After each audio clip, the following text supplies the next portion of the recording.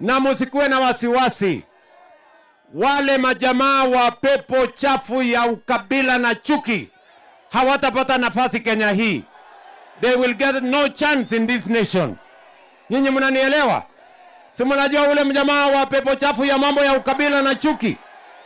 Ule jamaa hana track record yoyote. Hana mpango ya Kenya yoyote. Alikuwa bunge, one term member of parliament. Kule bunge hakucontribute hata kitu moja kwa debate ya parliament. Hakuna motion alipeleka bunge. Hakuna bill alipeleka bunge.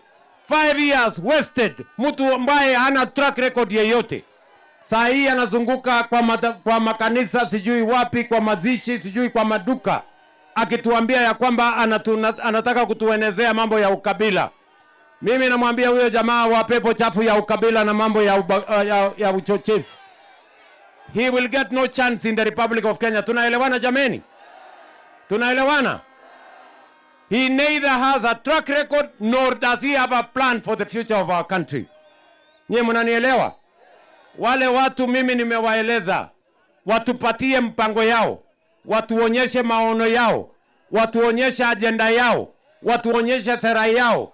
Wakasema hawana sera, ati ile kitu wako naye ati ni mambo ya uchochezi, ukabila na chuki ya William Ruto. Mimi nataka niwaambie wale wa jamaa, kama shida yenu ni William Ruto, mimi niko tayari kupambana na nyinyi. Ama namna gani? Tuko pamoja ama hatuko pamoja? I am ready for you guys. Tunaelewana?